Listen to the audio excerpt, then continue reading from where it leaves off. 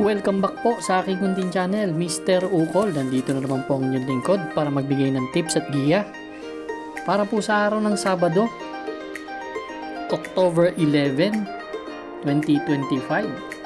Ayan. Sa linggo may magandang pakarera. Meron yatang 10 karera na nakalaan ng Metro Turf sa atin. Grabe yung karera ng Biyernes.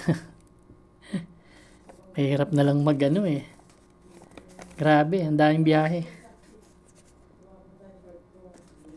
Bagay bawi tayo. Bati tayo, Nonong Hipolito, shout out. Shout out din sa anak ni Mr. Abet na si Renzi. Love na love ka raw ng iyong papa. Raul Rivera, Montes Rosso Jerome, Bobby Salsos at yung mga comment natin dyan sa YouTube. Yan, sila Bobby Salsos, Bernard Mijares, Danilo Tirado. Marami yan. Kaya maraming salamat po. Yan ang walang sawang taga-subaybay po natin na nagko-comment. Pero marami tayong subscriber dyan na nanonood lang pero nakasuporta. Maraming salamat sa inyo lahat. Race number 1. Ito po yung ating winner take all event, covers races 1 to 7. We have 14 entries dito. Medyo full gate tayo. Maganda ang karera. Baka magkadihaduhan to.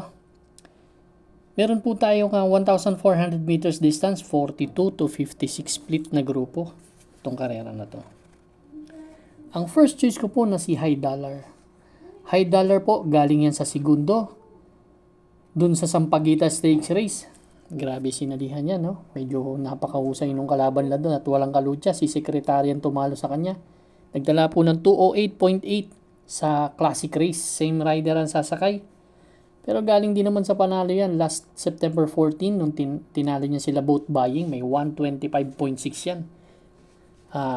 Strong contender din po yan dati sa Triple Crown. Kaya yan po ang aking first choice. Ang second choice ko po, entry number 8 na si Easy Way. May 125 din kasi ito Baka basa ang pista bukas at mauna to. Magaling ang hinete, baka makachamba. Although nandirito sila coming early pero laking kabayan to ni Easy Way. Third choice ko yung number 9, Club Habana. Si Club Habana last October 4, segundo to kay Kankalo. Hindi yan tumimbang kay segundo nga kay Kankalo Queen. May 124.8 from M.A. Alvarez to CL Vincula. Race number 1 po ang first choice, number 1, High Dollar. Second choice po, number 8, Easy Way. Third choice po, number 9, Club Habana. Good luck po. Race number 2 na po tayo, bayang arista. Pick 6 event, covers races 2 to 7. We have 13 entries naman dito. Grabe, punuan ng starting gate natin. 13 entries, meron tayong 1,400 meters na distance, 42 to 56 split na grupo. First choice po, entry number 1 na si Beyond Compare.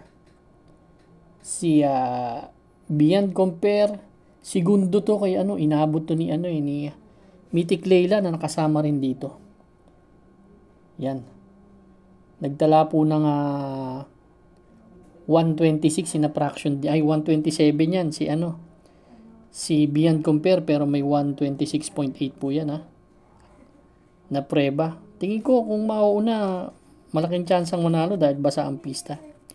Second choice ko na rin yung tumalo sa kanya na si Mythic Leila. Nagtala naman to ng 126.2 dun sa laban nila.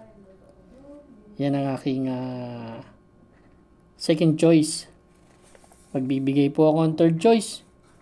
Yung entry number 4 na si Chocolate Thunder. Ito pag may premyo, magaling din to. Race number 2 ang first choice. Entry number 1, Beyond Compare. Second choice po, number 10, Mythic Leila.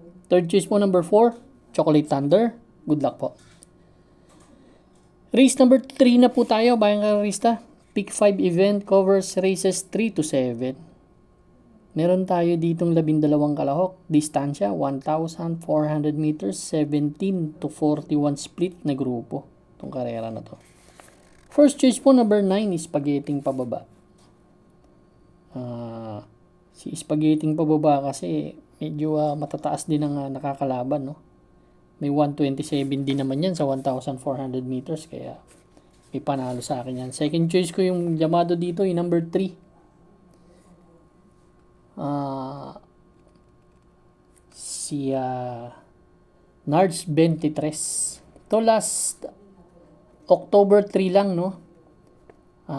Si Grand Laughter ang sinigunduhan nito, nagtala ng 128.2. From CP Henson, gustong gusto ko yung pinalit, si Jeffrey Bakaykay. Yan ang aking second choice. Kaya kung may mga kursunada kayo dito, dagdag lang po tayo, ha. Itong karera na to. Ang third choice ko po pala, yung number 10 na si Escondido. Race number 3 ang first choice, number 9, Spaghetti pababa. Second choice number 3, Nards 23. Third choice po number 10, Escondido. Good luck po. Race number 4 na po tayo, bayang karerista. Pick 4 event covers races 4 to 7. Meron po tayong 12 kalahok. Distansya po is 1,400 meters ulit. 17 to 41 split na laban ito. Ang first choice ko po, yung kabayo ni Madam Renzel na si Anli Byrne.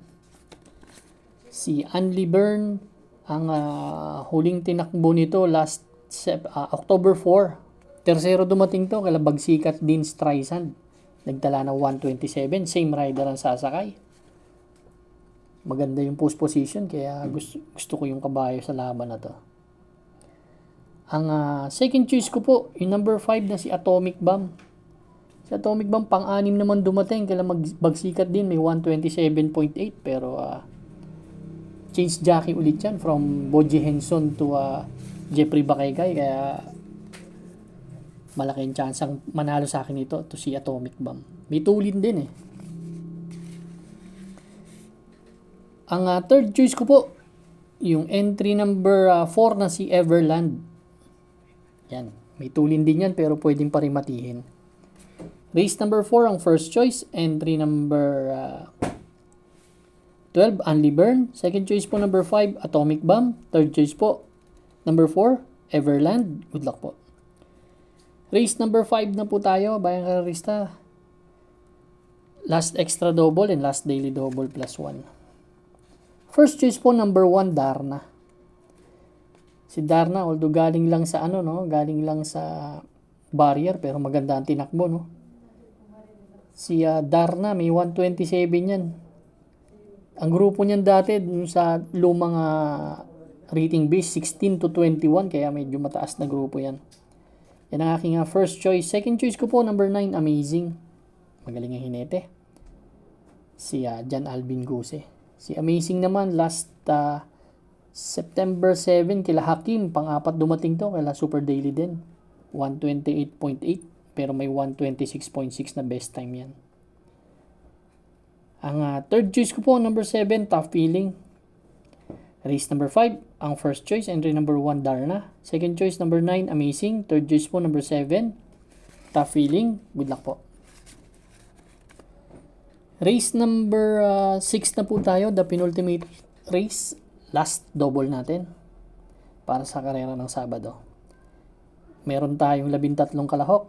Distansya, 1,400 meters, 42 to 56 split naman na grupo to.